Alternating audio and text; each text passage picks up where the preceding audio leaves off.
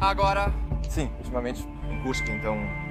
No fim, mísseis chegaram até o distrito de Outubro, cerca de 30 quilômetros daqui. Tudo.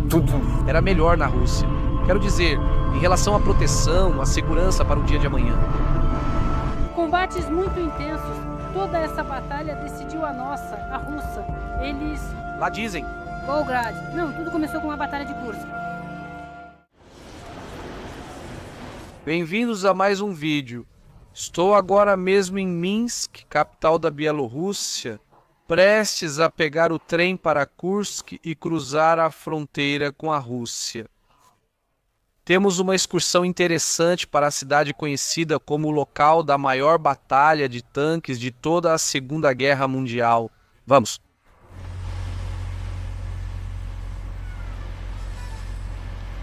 Aliás, fala sério, não é maneira a nota bielorrussa?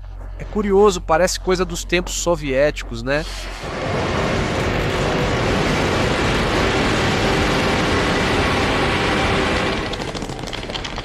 Me diga, por favor, qual? É o meu vagão. Eu não sei. 24. No total, 10. Como vocês podem ver, o trem em que estou é cinza e vermelho, que é russo, e este aqui, à minha esquerda, essa é a cor usada pelos trens bielorrussos. Isso ocorre porque, embora peguemos o trem na Bielorrússia, cruzaremos a fronteira com a Rússia, e o trem é dos caminhos de ferro russos. 27. Olha, tem um vagão restaurante. Não, em Kaliningrado não tem. Você acabou de comprar a passagem? Não agora. Comprei a passagem ontem. Por quê? Porque estamos sem sinal e você não. Sim, já achamos ele. Subimos, vamos sair em breve. Senhores passageiros, estamos subindo. Subimos.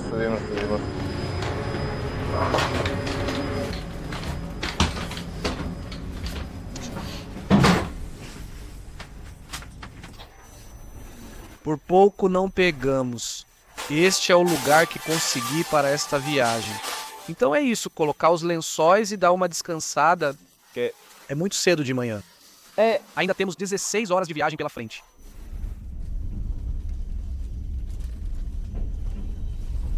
Viajo de Platzkard, meu querido Platzkard. Tenho a sensação de que ou eu estou crescendo, ou eles estão ficando mais curtos. Olha até onde meus pés chegam.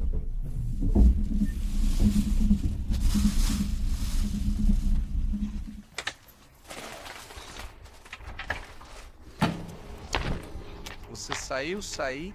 que horas você chega? Amanhã às 12h03? A que horas? Nossa, que soneca de 4 horas eu tirei. Acabamos de parar em Smolensk. Tem 1 hora. Agora é um pouco menos, mas ainda é a parada mais longa. Vou ver se compro alguma coisa para comer, porque não comprei nada e nem tenho água. Rapidinho. Smolensk. Vocês provavelmente assistem a este vídeo fora de ordem e não saberão como cheguei aqui, pois os outros serão publicados depois. Smolensk é outra cidade heróica. Como muitos de vocês devem saber, existem 12 cidades heróicas na antiga União Soviética por seus feitos na defesa contra a invasão nazista. E Smolensk, mesmo que eu esteja só de passagem, já pode ser adicionada à lista, mais uma em que eu estive. Isso que tenho aqui atrás de mim é o prédio principal da estação, e vocês ainda podem ver nas cornijas.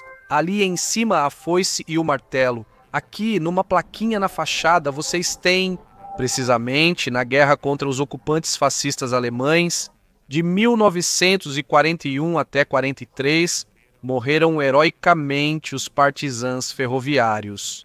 E aqui os diferentes nomes, glória eterna aos heróis. E olhem aqui, atrás de mim como transportam os carros, os vagões cheios de carros vindos do Cazaquistão para Alto, feitos no Cazaquistão. Me pergunto se é o distribuidor dos Lada que fabricam lá e trazem para a Rússia.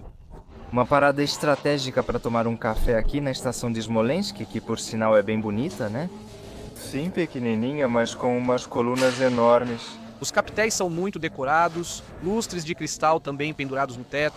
E depois, vocês podem ver vários quadros que representam desde a cidade de Smolensk em tempos antigos até Lenin, por exemplo. Este aqui se intitula Yorok, o Vladimir Ilyich Lenin. Seria algo como os caminhantes vermelhos? Não sei ao certo, mas vejam, não o caminhante vermelho, e sim os caminhantes vermelhos com Lenin. Descanso após a batalha, e vocês podem ver os soldados soviéticos fumando um cigarro e comendo. Aqui já não tem Coca-Cola. Vocês têm a cola boa? Nós vamos pegar uma água. Sim, como foi? 2 rotas para descer. Muito bem. Já temos nossos suprimentos de sobrevivência. No mínimo, uns 2 sanduíches, uma água e um sorvete que agora eu vou Tomar. Aqui está. Vocês querem trabalhar como chefe de vagão ou vocês querem trabalhar para os serviços ferroviários russos? Salário a partir de 60 mil rublos por mês. Eu reparei que neste trem... É que não sei se consegui captar isso com a câmera, mas são garotos, meninos de, sei lá, 16, 17, 18 anos. É a impressão que eu tenho. Os que geralmente são chefes de vagão, normalmente são senhoras bem mais velhas. Já vi alguns senhores às vezes, mas aqui quase todos são garotos. Nunca tinha visto isso antes. Até os mecânicos que vão a bordo, quase todos. Para celebrar minha entrada da Bielorrússia para a Rússia, comprei para mim, olhem só esse sorvete. Um sorvete clássico. O plombir de creme, o típico que vocês podem encontrar por aqui, pela Rússia e por essas bandas. Com um detalhe soviético ali. Sorvete soviético. Bom, esse aqui saiu meio amassado. Normalmente não era para sair assim e sim como na foto. Mas... Redondinho, mas tudo bem. A sua saúde. um cumprimento. Este é o meu favorito. Nem chocolate, nem caramelo, nem nada. Também não há muitas opções, acho que 3 ou 4, depende da marca. Este é o mais clássico, sorvete de creme dos tempos soviéticos. Oi. Olhem. O sorvete.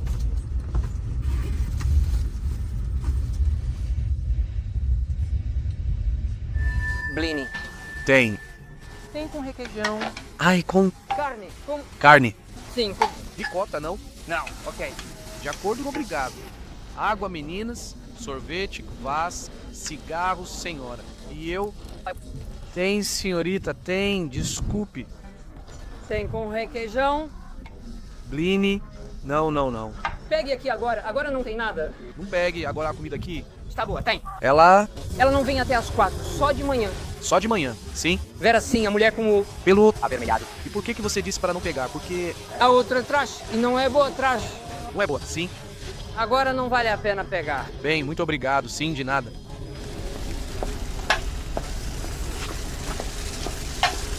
Bem, eu queria uns blines com ricota, mas nada. A moça me disse... Vocês já viram que é de manhã? A moça que vende... As que vendem, agora não vale a pena. Então é isso. Bom, estamos em Briansk, já é a última grande parada, por assim dizer, antes de Kursk. Com certeza vocês conseguem localizar no mapa. Briansk ganhou destaque recentemente nas notícias. Como veem, agora muitos estão embarcando. Eu tenho... Acho que faltam 6 horas para Kursk. Obrigado.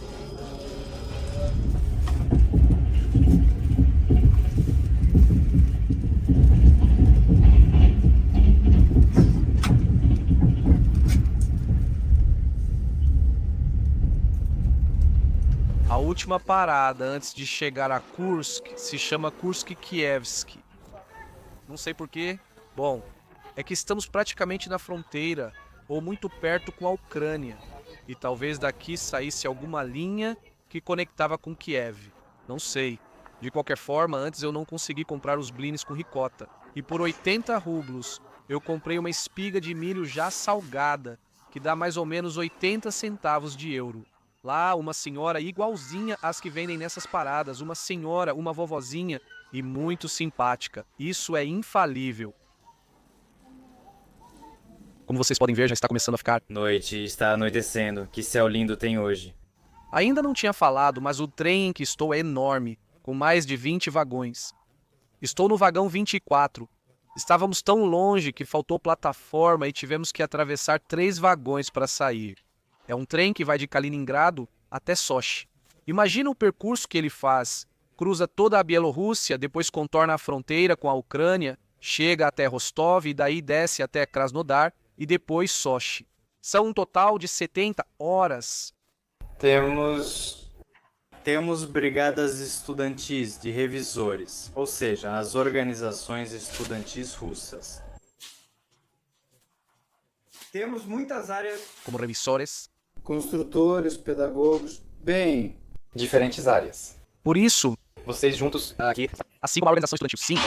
Vocês estão todos aqui por turnos? Não. Atuamos aqui de modo específico. Por que vocês não vão?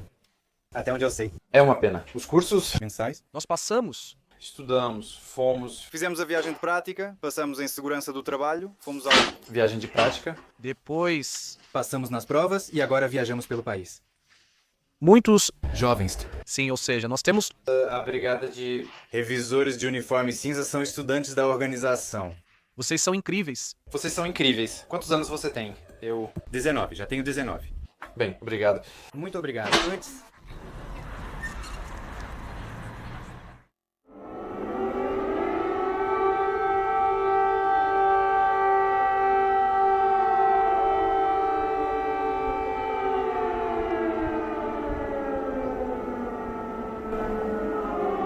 Que manhãzinha. Como vocês puderam ouvir, aquele som eram os alarmes antiaéreos por ataque de drone ou de foguetes. Na verdade, recebi no meu telefone uma mensagem de alerta antiaéreo, não é? Tomem cuidado.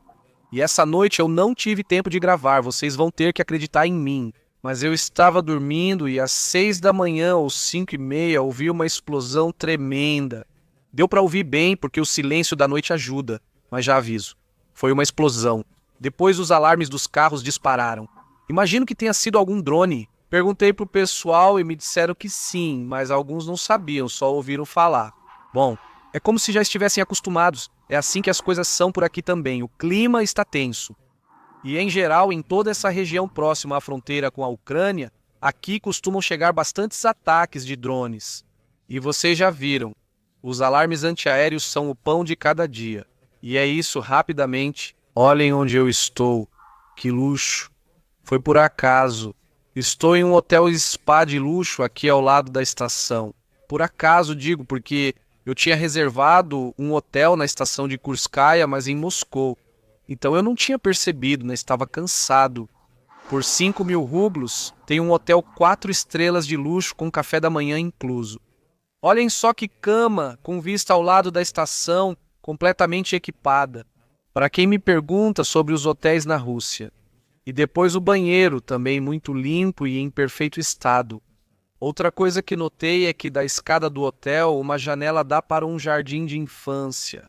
E dá para ver um mapa com a Batalha de Kursk. Isso em uma creche. Imagino que seja pelo 80º aniversário dessa batalha que foi comemorado no ano passado. Já chega de introdução aqui em Kursk. Manhã agitada. Agora vamos detalhar essa batalha e conhecer a cidade. Vamos lá? Após a vitória soviética na Batalha de Stalingrado, no início de 1943, o Exército Vermelho continuou recuperando o território e empurrando os alemães para o oeste. Apesar da derrota em Stalingrado, as tropas alemãs defenderam-se estrategicamente na frente oriental com defesa móvel. E em meados de 1943, prepararam-se para dar o golpe final nas tropas soviéticas, que estavam afastadas das linhas de abastecimento. Após a tomada de Kharkov em março de 43 pelas tropas alemãs comandadas por von Manstein, na frente oriental formou-se uma saliência de 250 quilômetros ao redor da cidade de Kursk. A saliência de Kursk foi escolhida para um ataque em pinça, visando cercar e capturar o Exército Vermelho, na operação chamada Cidadela. Diversos fatores foram decisivos nos preparativos da batalha. Por um lado, o sistema de espionagem soviético na Europa, conhecido como Orquestra Vermelha, permitiu antecipar os planos nazistas. A preparação da defesa soviética, com 3 anéis principais e outros secundários, também foi fundamental. Com fortificações, artilharia e minas, os soviéticos surpreenderam com um ataque de artilharia na véspera, desestabilizando as tropas alemãs. Mesmo assim, a Operação Cidadela continuou e começou às 5h30 do dia, 5 de julho de 1943.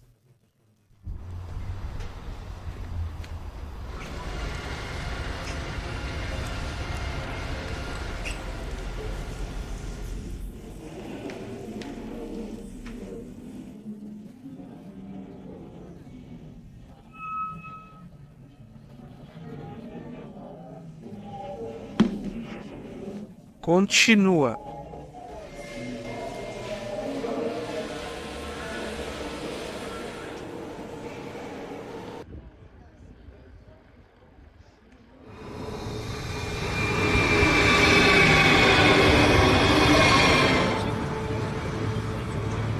Pilotos PIP, projeto de lei. Obrigada. Adeus.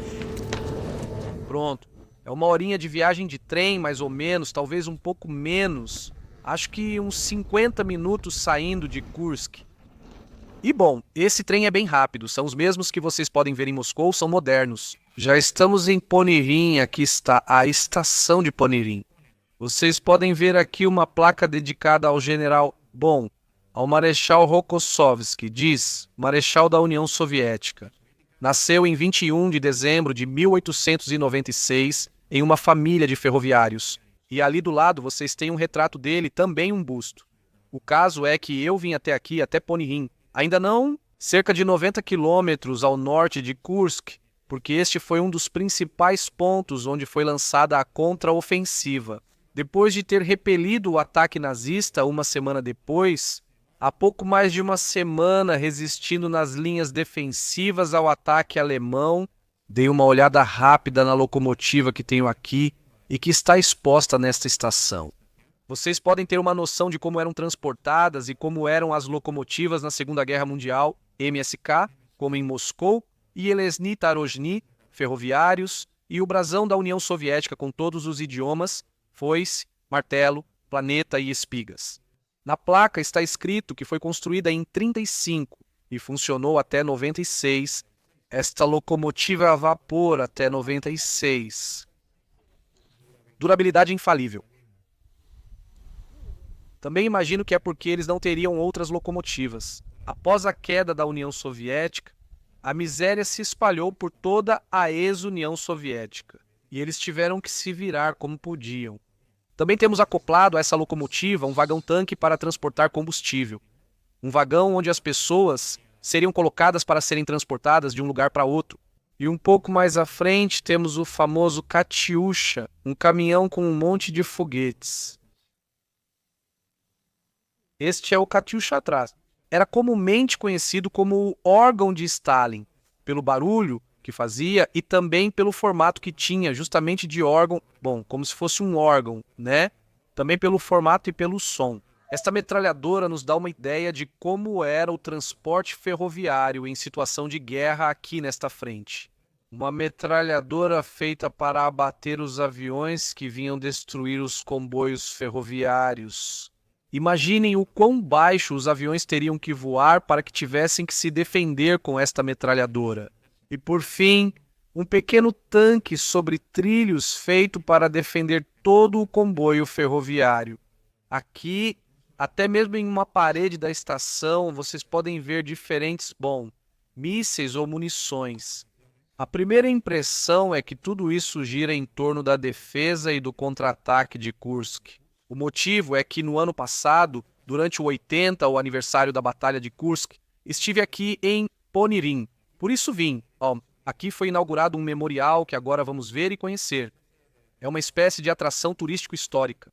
Olá, por favor, me conte qual é o novo memorial da Batalha de Kursk? É à esquerda e sempre em frente? Sim, aqui. Sim, ali? Está. Você passa e agora está... Beleza. Essa sim.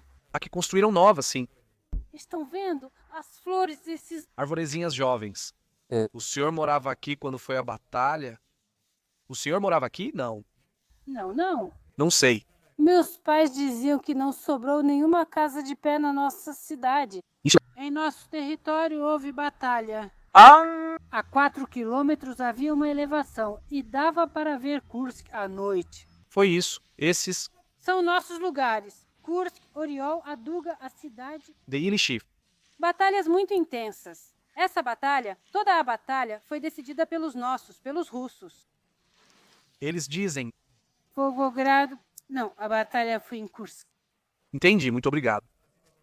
Após 10 dias de combates intensos, a ofensiva alemã era considerada encerrada e começava a contraofensiva soviética.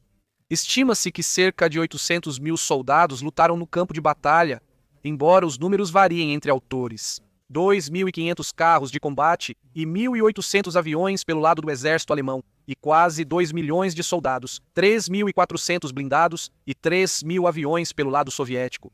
A grande quantidade de blindados em ação fez com que a Batalha de Kursk ganhasse o apelido de maior batalha de tanques da história. A aviação também teve papel fundamental. Enquanto os aliados desembarcavam na Sicília, forçavam os alemães a mobilizar suas tropas. Os soviéticos, com sua técnica de desgaste, conseguiram resistir ao ataque alemão e logo em seguida lançaram uma contraofensiva para capturar as cidades de Oriol, ao norte, e Belgorod, ao sul, o que possibilitaria avançar depois até Kharkov e o Donbass. Em questão de 3 meses, os soviéticos manteriam essa iniciativa ofensiva até a captura de Berlim, e a Operação Cidadela se tornaria assim a primeira operação alemã de ataque que era interrompida antes de conseguir ultrapassar as defesas inimigas. Bem em frente à estação, a poucos metros, vocês têm o primeiro grande memorial, construído com a chama eterna, as flores aqui, em sinal de respeito. E os soldados? Bem, alguns caídos, outros proclamando a vitória, outro armado e muitas lápides em memória dos soldados falecidos. Uma praça inteira. Quem vocês virem com a estrela, a condecoração, são heróis da União Soviética. Como vocês podem ver, uma multidão de nomes escritos em todas as lápides.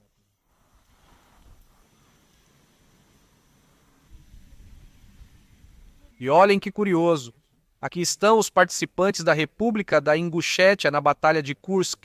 Como podem ver, é uma república muçulmana vizinha da Chechênia, peculiar, linda e cheia de história. E aqui vocês podem ver novamente, neste corredor, nesta rua que sai do memorial, os cartazes com os diferentes altos cargos soviéticos. Ao Marechal Zhukov, claro, a Stalin aqui e outros mais. Khrushchev, Barinov.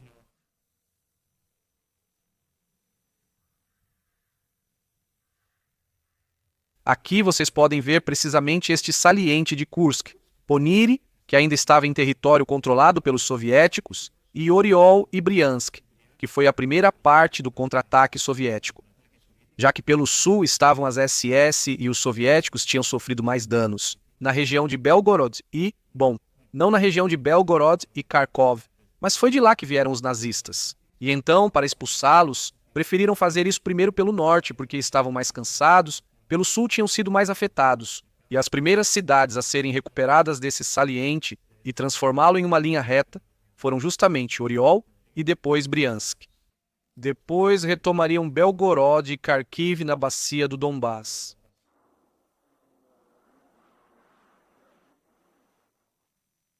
E não podia faltar neste memorial, é claro, um blindado. Neste caso, é o canhão autopropulsado ISU-152. Uma coisa chamativa dessa batalha de Kursk é a quantidade de tipos de blindados que havia. Claro, os mais famosos são os Tigres do lado alemão ou os T-34 soviéticos, cada um com suas funções e especificações, feitos para algo específico. Este era um dos que vocês encontraram naquela batalha. Reparem no que eu digo, que este até tinha uma pá na parte de trás e em cima, como uma espécie de bancos para levar unidades além das que iriam dentro. Entre os blindados vistos no campo de batalha estavam os alemães Panzer II, leve, Panzer III, médio e Panzer IV. Também aguardaram o ataque até a chegada dos 5 novos Panzer. Projetados para combater o T-34 soviético, os pesados 6 Tiger, assim como os destruidores de tanques Elefant. Enquanto isso, os soviéticos contavam com o famoso tanque médio T-34, o tanque leve T-70 e o tanque pesado KV-1, e também com os modelos de artilharia autopropulsada Samokhodnaya Ustanovka 76 e Samokhodnaya Ustanovka 122. Com certeza, aqueles que conhecem a história da Segunda Guerra Mundial sabem que a Batalha de Kursk é uma das mais controversas. Quero dizer que, não se falou muito sobre ela até os anos 50 ou 60, principalmente no lado ocidental, na Alemanha, na Inglaterra, nos Estados Unidos. E essa lacuna foi preenchida pelos historiadores e memorialistas soviéticos. Isso avançou mais já nos anos 70, 80 e posteriormente 90 e agora também, ultimamente, quando estão surgindo estudos estatísticos da batalha pelo lado alemão, nos quais muitos dos mitos criados em torno dessa batalha são refutados. Em concreto, talvez o mais controverso de todos seja o de Prokhorovka, a Batalha de Prokhorovka, na qual, bem, nas fontes soviéticas se dizia, depende do autor, mas dizia-se que haviam destruído até 300 ou 400 tanques alemães que estavam queimando no campo de batalha em um único dia. E do lado alemão, né, eles reduzem esse número para 5. Isso agora, após a revisão deles. A questão é que os historiadores alemães talvez não transformem essa batalha em um triunfo épico. Não exatamente a de Prokhorovka, mas dizem que foi um empate técnico. Inclusive, se referem àquele dia de Prokhorovka como uma catástrofe, porque se concentram justamente em um dia que, pelo que li então, muitos tanques soviéticos avançaram contra os alemães e caíram em uma vala que eles mesmos haviam cavado, que era do exército soviético. E parece que ali pereceram e ficaram inutilizados quase 200 tanques soviéticos. A realidade é que os soviéticos, embora talvez tenham cometido esse pequeno erro, posteriormente esmagaram os alemães. Isso sim, com muito mais cuidado e cautela, esperando se reorganizar melhor para lançar contra-ataques mais eficazes. Lá em Prokhorovka, precisamente, vocês podem encontrar outro memorial, com um museu incluso, e se tiverem interesse, podem visitá-lo também. Eles têm vários tanques expostos e falam sobre essa batalha. Como já disse, depende da versão ouvida, vocês verão algo diferente. Olhem, estou a caminho do memorial. Que baita abobrinhas são essas? Meu Deus, não sei. Sim, abóbora, diria melhor. Não abobrinhas, mas sim abóboras. Aqui vocês têm uma horta gigante nessas casas. Todo esse terreno, para vocês terem uma ideia, é plano. Só tem algumas elevações. Mas o que quero dizer é que não há grandes montanhas ou grandes morros. É plano, e a vegetação que vocês veem se pareceria muito. Vamos, é idêntica, porque agora mesmo estou no começo de agosto, a que encontraríamos na Batalha de Kursk. É assim que pareceria, com esses vários cinturões florestais, vegetação de todo tipo, algumas casas e povoados abandonados ou em chamas. Como dizia a vovó, por onde estou passeando agora, assim como faço agora, seria muito parecido com o que os soldados encontrariam naquela época. Aqui está o T-34 tanque soviético, símbolo da Grande Guerra Patriótica, dedicado aos heróis tanquistas. Na inscrição está escrito sobre um pedestal. E ali, ao fundo para onde estou indo, o memorial da Batalha de Kursk, aqui em Ponir, uma impressionante estátua de mais de 12 metros de altura. E não sei se vocês estão ouvindo, mas ali estão as sirenes antiaéreas. De novo, eles passaram o dia inteiro me mandando mensagens e para onde quer que eu vá. Dizem que no Oblast de Kursk há ataque de foguetes. Dizem para ter cuidado. Na verdade, depois eu olhei em um canal do Telegram que eu tenho que é dedicado a esse tipo de coisa entre guerras. Vi que nesta madrugada o que eu ouvi, a explosão que eu ouvi, foi uma incursão por parte de soldados ucranianos no Oblast de Kursk, onde eu estou. Aqui vocês têm esta impressionante estátua, onde é representado um soldado soviético separando dois enormes pedaços. Do que eu acho, bom, pode ser aço. E como a sombra, né, a silhueta dos tanques. Muitas vezes foi utilizado o termo aço contra aço para descrever essa batalha, devido ao grande número de tanques e blindados que se enfrentaram. E aqui, ao lado do monumento principal, vocês também têm recortes de jornal do Pravda, o principal jornal soviético, com diferentes marcos que foram alcançados ao longo da guerra. Por exemplo, aqui neste diz, blindados em mãos sábias. E vocês têm a história deste soldado, Alexander Samusenko, que não tinha nem 19 anos e já lutou na guerra entre finlandeses e soviéticos. Diz que lutou desde o primeiro dia. Aqui outro, por exemplo, ferido mas não quebrado. Como um soldado vermelho matou 300 alemães, especificamente fala de Yakov Studienikov. Ou este outro, a primeira vitória de Ivan Kojedov, um aviador. E aqui eles dão os detalhes da sua vitória. Está cheio, como vocês podem ver, tudo isso também, e isto aqui. Aqui, no meio da estrada, encontramos uma placa em memória de outro herói da União Soviética que vimos antes. No dia 7 de agosto de 1943, como membro do exército soviético, ele neutralizou 8 tanques de ataque e destruiu 4 tanques e morreu heroicamente na localidade de Goreloy. O sargento Alexei Dmitrievich Sapunov, 1921, 1943. E como não poderia ser diferente, aqui na estação de Poniri, a decoração segue o tema da Batalha de Kursk. E vocês têm, por exemplo, 15 de julho, início da contraofensiva do exército soviético, 23 de agosto, libertação da cidade de Kharkov, 5 de agosto, libertação das cidades de Belgorod e Oriol, 5 de julho, início da operação de defesa.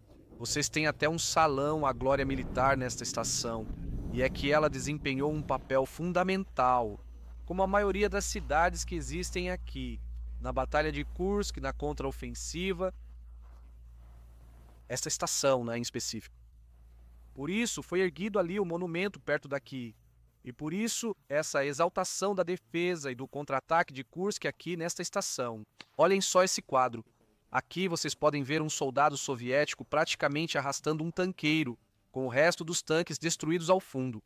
E vejam como fica claro, neste mapa do saguão da estação, os 3 principais anéis defensivos que havia ao redor da cidade de Kursk e que protegiam o saliente, como é conhecido em termos militares esse saliente.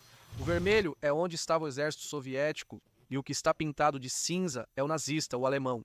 E vocês podem ver os detalhes dos batalhões, das divisões, seus nomes e os movimentos que realizaram, assim como a data e o tipo de defesa, de acordo com cada anel. Vocês também podem ver em detalhes todas as cidades. E lá em cima, Poniri. Vocês podem ver que os alemães entraram por ali, aqui em direção a Poniri, e embaixo, por onde mais entraram, chegaram até 30 quilômetros. Chegaram até Kochetovka e outras cidades dali. Esses 3 anéis defensivos estavam equipados com obstáculos antitanques, cercas de arame, minas, tanques enterrados, artilharia enterrada, valas antitanque. E também uma coisa muito curiosa é que os engenheiros nazistas não podiam usar o detector de minas, porque os soviéticos espalharam parafusos de ferro por todo o campo, e eles tinham que ir com umas hastes tirando as minas uma a uma. Isso dificultou o trabalho deles e deu mais tempo aos soviéticos. E mesmo assim, contando com todas essas defesas, os alemães conseguiram penetrar, chegando a um máximo de 30 quilômetros, o que não deixa de ser impressionante. Isso nos mostra mais uma vez o potencial militar que os alemães tinham naquele momento. O potencial e a superioridade. Se não me engano, nessa batalha de Kursk, para que vocês tenham uma ideia da superioridade dos alemães, a relação entre vítimas de um lado e do outro foi de 6-1, mais ou menos, que é a linha geral que se manteve ao longo de todo o conflito.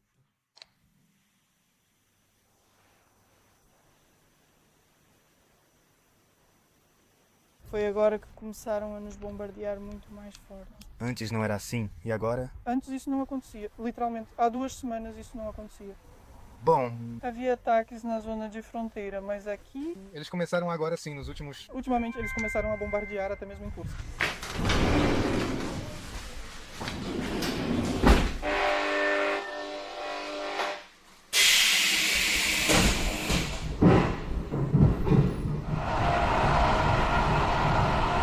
Agora é pra valer. De volta a Kursk.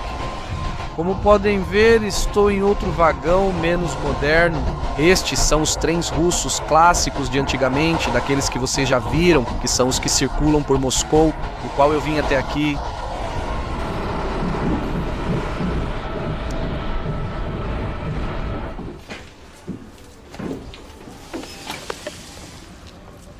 está a situação hoje? Porque eu estou em Poniri.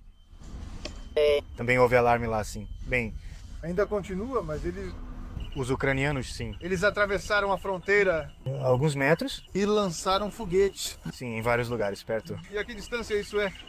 Quantos quilômetros daqui? 100? 100, você disse? Começou às 5 da manhã. Tenho um amigo cujo genro serve lá. Os foguetes já chegaram ainda mais perto, ao distrito de Oktyabrsk. A quantos quilômetros fica daqui? Uns 30, não é?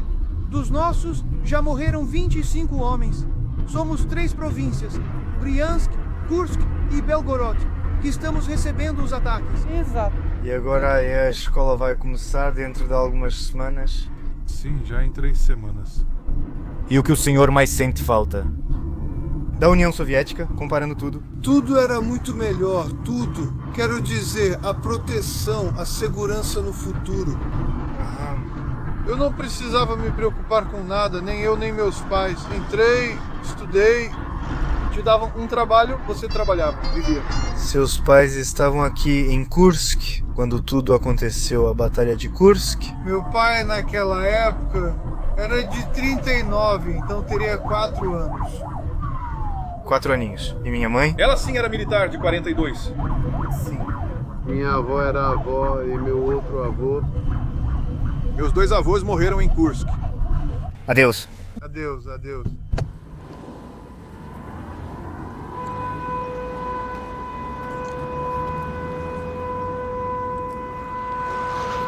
Adeus, adeus, adeus, adeus. Acabei de chegar ao lugar que eu tinha para mostrar para vocês como o grande final. Apesar de não ter ocorrido exatamente a Batalha de Kursk aqui, no centro de Kursk, onde estou, há um dos memoriais mais conhecidos. É nesta avenida, na Avenida da Vitória ou dos Vencedores. Vocês têm todo tipo de blindados e tanques e também peças de artilharia que foram utilizadas naquela batalha. E parece que não só as utilizadas naquela batalha, mas vocês também têm algumas mais atuais. Por exemplo, este T-62 já é do final dos anos 50 e esteve em operação até os anos 70, segundo está escrito aqui.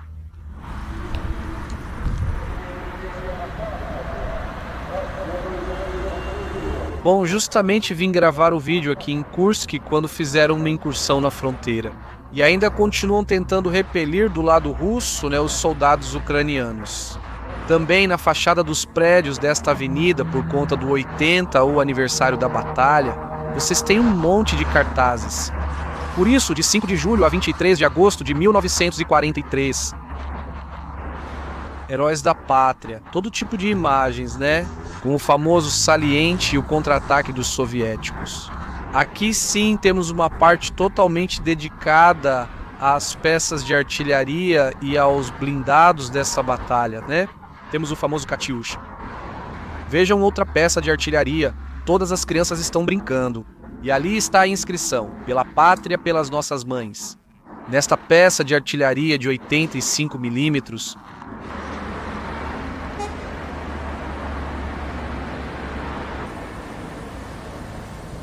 aqui eles têm o Marechal Zhukov, uma estátua em sua homenagem com binóculos observando a linha de frente, provavelmente suas tropas.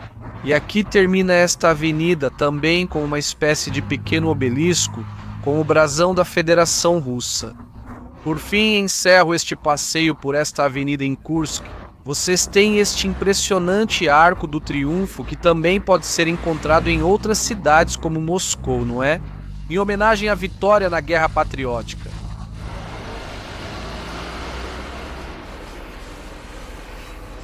Já de volta à estação de Kursk depois deste dia. Visitando pontos principais da Batalha de Kursk na Segunda Guerra Mundial, durante a Grande Guerra Patriótica. Estou jantando antes de voltar para Moscou. Bife russo enrolado em pão, tipo bolinho de carne.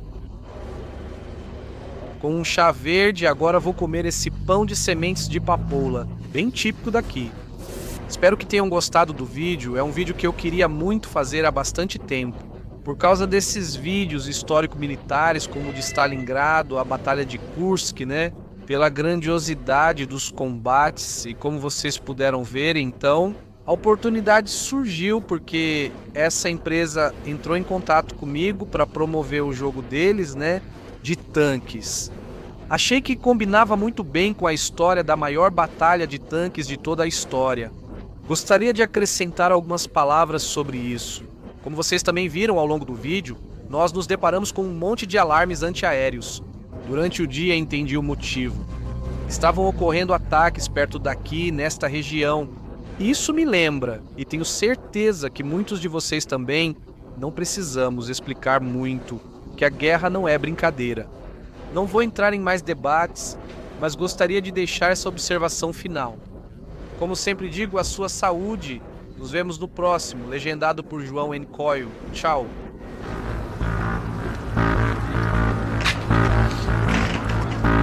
Como podem ver, esta estação de supino tem muita história. Já começamos forte.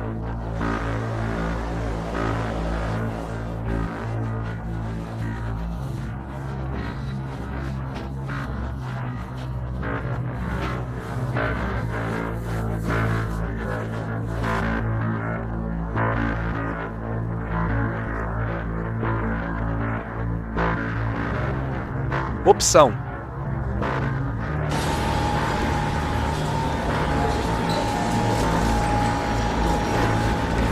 pelo menos está fresquinho. A saúde de vocês.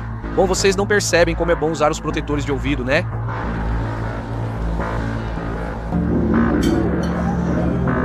Obrigada. Obrigado.